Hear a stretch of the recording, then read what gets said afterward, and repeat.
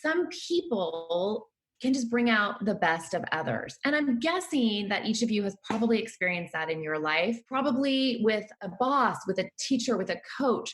We've all had this experience of somebody who makes us feel insanely smart and capable. And yet we've also sadly had that diminishing experience with somebody who made us question our own intelligence.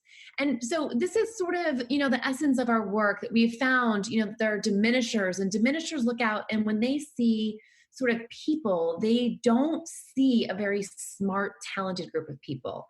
They actually kind of think that they're the smartest in the room. And this assumption about people, it drives their behaviors, and they act in very specific ways. On the flip side, multipliers, they have this view of humanity. When they look out, they see talent and abundance and intelligence. And this view of people, it drives their behaviors in very different ways. So multipliers and diminishers.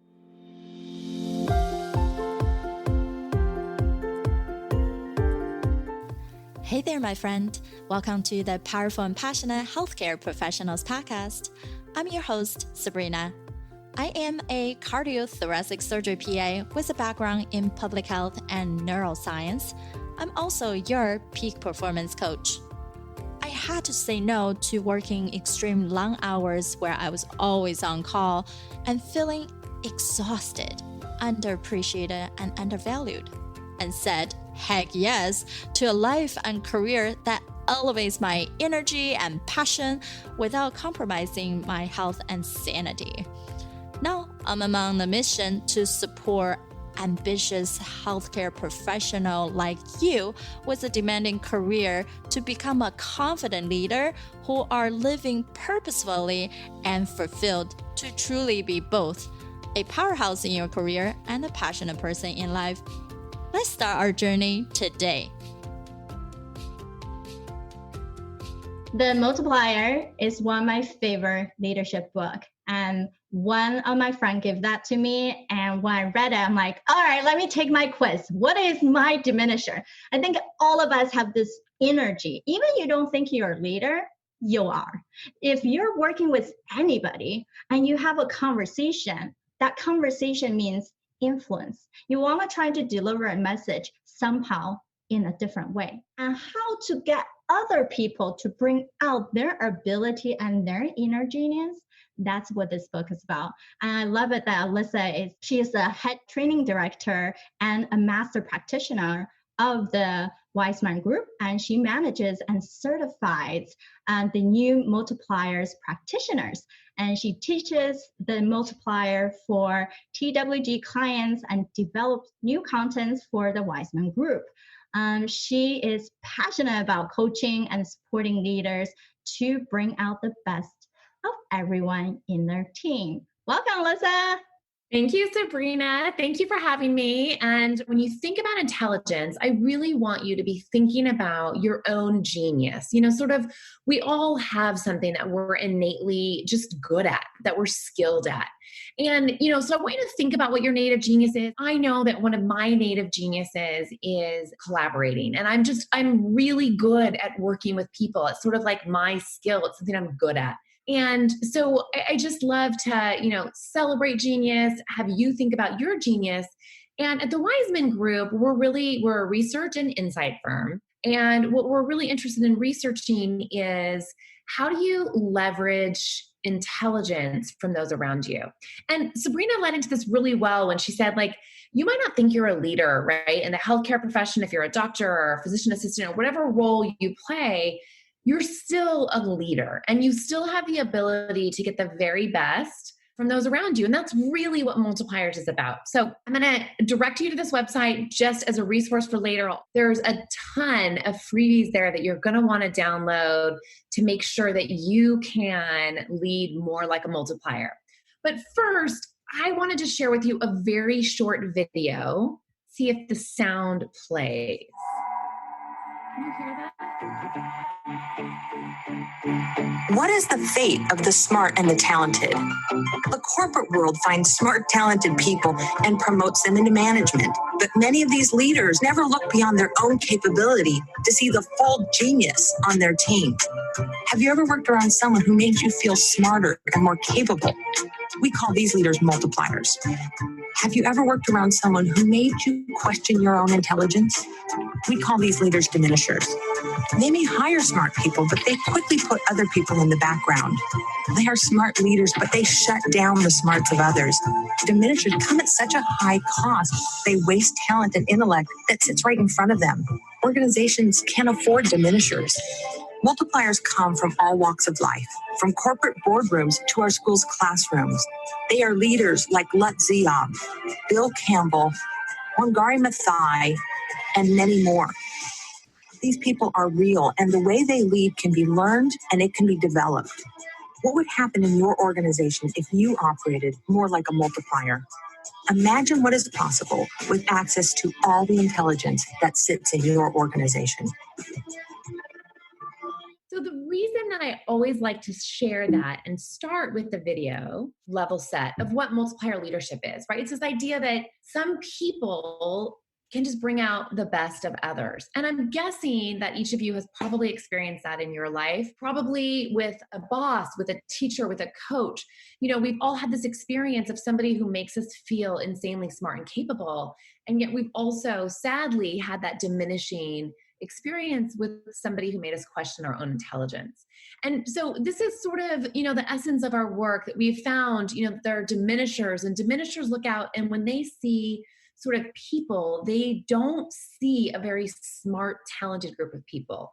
They actually kind of think that they're the smartest in the room. And this assumption about people, it drives their behaviors, and they act in very specific ways. On the flip side, multipliers, they have this view of humanity. When they look out, they see talent and abundance and intelligence. And this view of people, it drives their behaviors in very different ways. So multipliers and diminishers, you know, very different sets of behaviors. Certainly you've likely experienced a multiplier and a diminisher in your life. And what we have found that's so interesting in this research is that multipliers, they get 2 times the amount of intelligence, creativity, discretionary effort than diminishers do, just by changing their behavior. And so that's what we're really interested in, is like, what are the things you can do to really increase your multiplier moments? Now, it would be easy in so many ways if we lived like in this world where things were black and white, right? People were either diminishers or they were multipliers. But that's not, we all know that if any, like the world is full of shades of gray. And so this to me is where it gets really interesting in our research. And I want to share with you and have you think about, with the very best of intention, how you might be shutting down intelligence of people around you. Now, the accidental diminisher, we found that, sure, there are some people that are just natural multipliers. You know, on the far right, everything they do, they just naturally bring out the best of people. And certainly I aspire to be one of those people. On the far left, there may be some people who are just out and out diminishers. I struggle a little bit more with these people because I have yet to meet anybody who wakes up in the morning and just sort of, you know, says like, I can't wait to go to work today and just squash the intelligence of my team. I don't believe that people have that intent. And so what it means is that most of us are walking around shutting down intelligence without even realizing what we're doing. So what I want to share with you is I want to share 9 very quick ways that are the most common ways that people shut down intelligence. And you don't have to put this in chat. You don't have to sort of self-divulge, but I do want you to think, ooh, how might I be shutting down intelligence? Now, this doesn't have to be in a boss supervisor kind of role. This happens with colleagues at work. I'm a parent of 2 boys, 9 and 11, and how I diminish at home is probably very different than how I diminish in my workplace. You know, so you can think about and apply this to all areas of your life, because really, why not bring out the best of everybody around us, right? So here are the 9 most common ways. And I want you just to think about, how are you shutting down intelligence? And then I'm going to give you some quick workarounds. So here's the first one. This is the idea fountain. You know, the intention is that you're going to plant seeds. You're going to like share ideas, and it's going to spark thinking for other people. And yet that's not the reality of what happens. What do you do? What happens if you work with somebody or you're always the person with the best ideas? Their experience is like, they don't know which ideas to chase. You know, they don't even have to come up with any of their own thinking or share their ideas, because you're sharing all of yours. So if you're the idea guy or gal, the idea fountain, you might actually be shutting down the ideas of other people. Now, here's another one. You're the always on. Your intention is that you think that your energy and your enthusiasm will spark energy and enthusiasm in other people. So positive intent.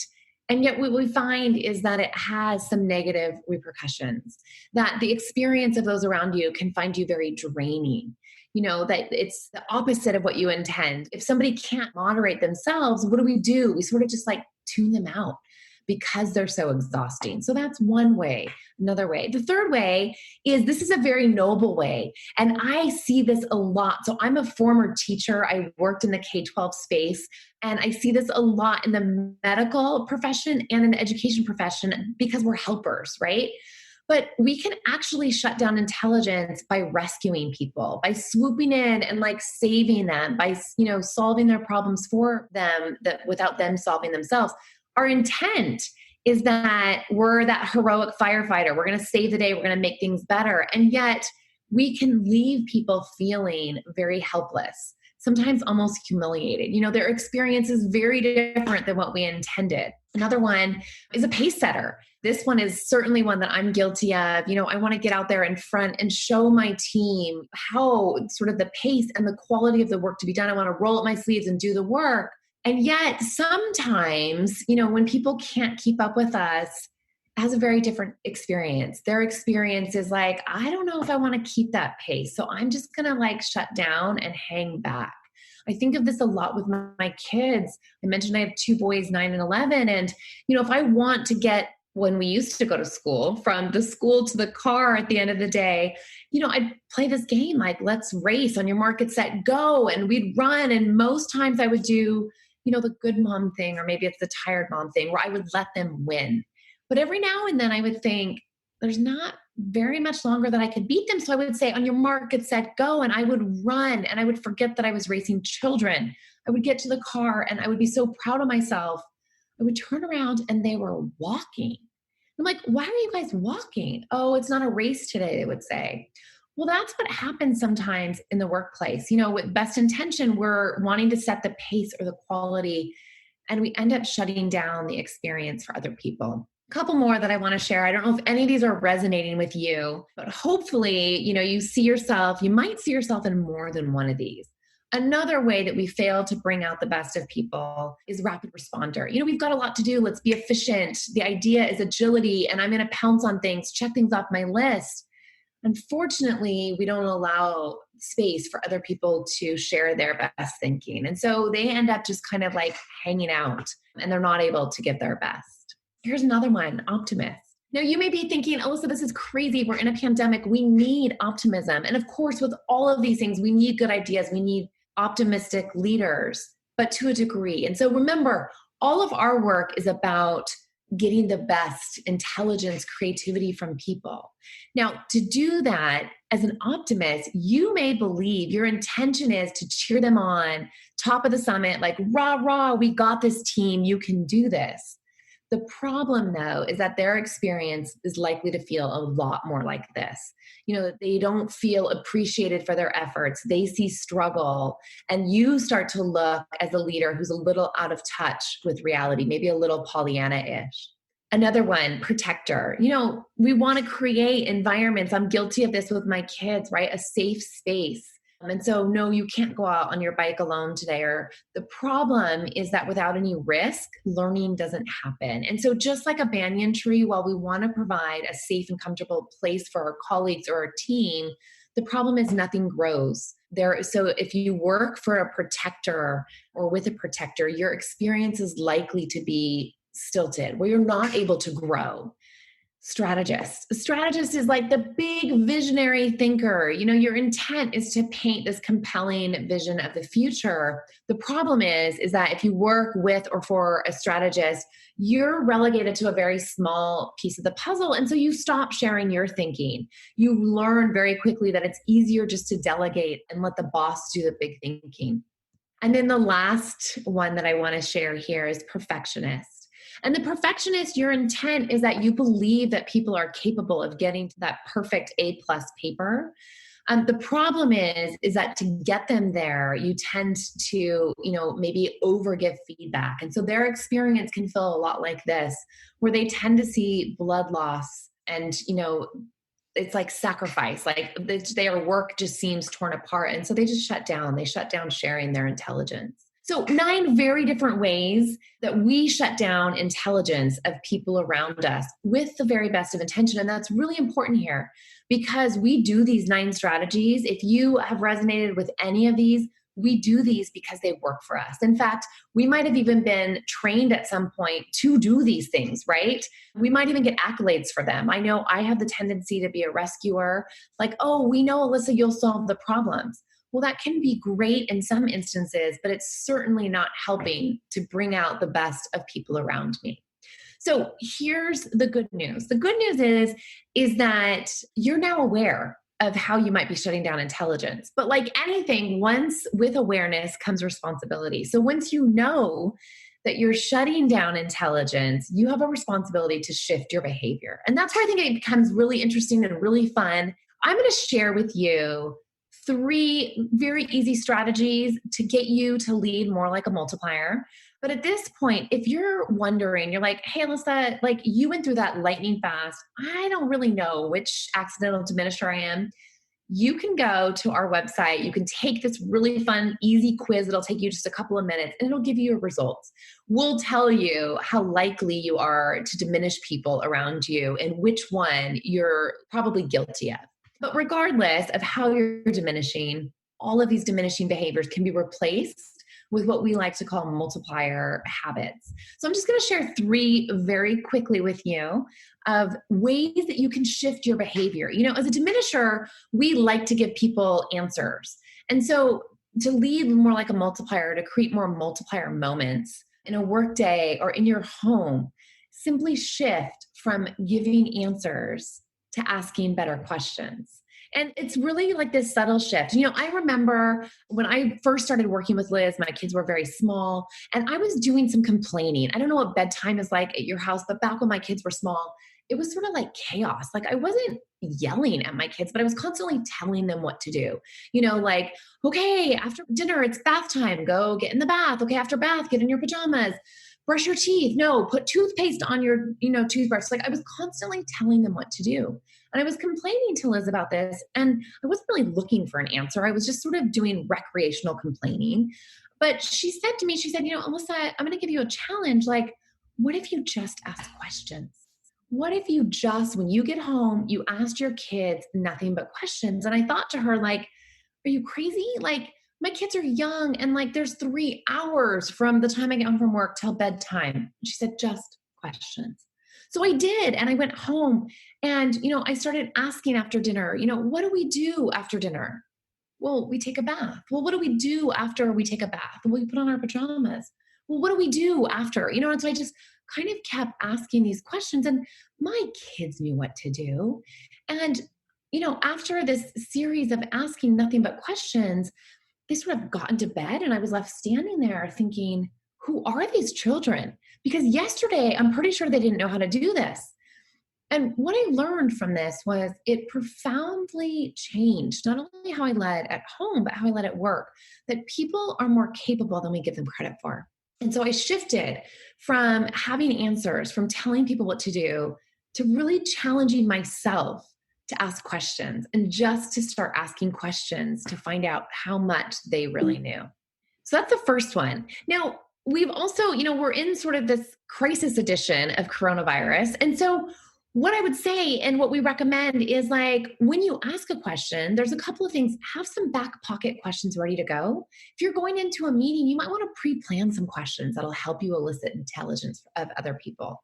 And then when you ask your question, get really comfortable with wait time. Kind of follow that 5-second rule to allow people to jump in and share their intelligence. Okay, next strategy that I want to share with you is hire smart people. Just to shift from just thinking about like hiring smart people to thinking about how can I use their native genius. I started this by saying everybody has a native genius. I love to get really curious about people, even listening to Sabrina, and I have an idea for each of you what your native genius is. Think about like, get really curious about people. Everybody's good at something. And if you can identify people's native genius, then you're able to tap into it. So get curious about people and see if you can identify that native genius. Now, here's our sort of crisis tip on that is when you're working with people and you've identified their native genius, a really great thing right now is to double up on that appreciation and to actually share it with them. People could really use any sorts of extra kudos. And a lot of times when we're really innately good at something, it's sort of like asking fish about the water. You may not realize that it's something that you do. It comes to you so easily. So having somebody call that out to you is a real gift. And that's something that you can gift your colleagues, your team, is noticing their native genius and calling it out for them. All right, here's the third one. This is the third small shift I'm going to give you. We all want innovation, right? We want to spend time. We want to be more innovative in the work we do. To get that, we need to shift to making space for mistakes and allowing people to share their mistakes. One of the things that we found in our research is that people will not take risks in areas that they think it's not okay to fail. If there's an area that you want your team to excel in or to take some calculated risk, you have to make sure they know it's okay to make mistakes. Now, one of the things we can do as a leader in sort of this crisis edition is we can actually model that by talking up our own mistakes, sharing how we made a mistake, what we learned from it, and create that culture where it's okay to make a mistake as long as the cost of the mistake is less than the learning that took place or that resulted from the mistake that was made. So 3 pretty easy, simple shifts that you can make to have more multiplier moments in your life. One of the things that we like to talk and think about at the Wiseman Group is there's a lot of accolades that go with being a genius. It's tempting. You can be like the person with all of the answers, but I contend that it's so much more powerful if you really try to unleash the genius of those around you. So couple of things that you can do is to go to the website that I put in the chat, really get clear on your own accidental diminishing behavior, and then work to extinguish that. Work to extinguish how you diminish and, see if you can increase those multiplier moments by some of those quick shifts that I shared with you. I think this is amazing. I think majority of, if you think about, if we dive deep into the book and the quiz, it is focusing on how can we highlight ourselves, right? We're proud. We just get so excited being in the team and recognizing these potential diminishers, right? And then sometimes when I took the quiz, I'm like, oh yeah, that's definitely happened, right? But if we even notice that, and next time it will be easier, like, don't jump the gun too much, right? Like let them do it. It's okay, right? Trust people. I think all of us, especially the high achievers, we tend to want to be in control. And that's when I talk about these mental sabotage we have, is that we feel like, well, if I just plan it out for people, it's so much easier for them. But if you have them in a box, they no longer think for themselves. And so it's awesome that these different categories into the diminisher and then really seeing how we can become the multiplier for our team. So if anybody haven't read that book, I would highly recommend that you're getting it. There's a physical copy and it's also available on Audible. And if you have free library, it's something you can also borrow as well. And of course, I posted the website into our chat box and it's also in your workbook. So you can get all those extra bonuses from Alyssa and the Wiseman's group. And I so appreciate you. So what about you, Alyssa? When you took the personal assessment, what were you thinking? It was actually, thank you for sending it and reminding me. I was not a rapid responder on that one, but it was great to, I think, really take a moment and pause and reflect. And it was pretty spot on with where I am and where I hope to be. Always room for improvement, but I so appreciated having the opportunity to do that. So thank you. Awesome. And I think you spending time to regrow, impact those beautiful mind of yours. And you choose to spend time with all of us as a team, as a community, when we're talking about connectivity and also about being multipliers. Just by being here, you commenting, you're actively learning yourself, you're also encouraging other people to be here and to grow with you. All right, my friend, how did you love this episode? Make sure to subscribe to our show so you can continue to build your positive intelligence for that beautiful mind of yours to live powerfully and passionate. I know this is just the tip of the iceberg. You probably have a lot more questions on actually how do I implement those things into my own life? Well, this is the solution. Joining us inside the private Facebook group, go to facebook.com/groups/Powerful Passionate, where I go live weekly to answer any questions that you have and continue to put more resources for you to help you to get to that point. You can be both powerful and passionate, where you're no longer working on any mundane work and truly focusing on the things that matter. You can be both powerful and passionate, where you can overcome any mental roadblocks keeping you from success. You can be both powerful and passionate, where you feel energized from the moment you woke up to the time you go to bed. Join me, and together we can create a life where you can be both powerful and passionate.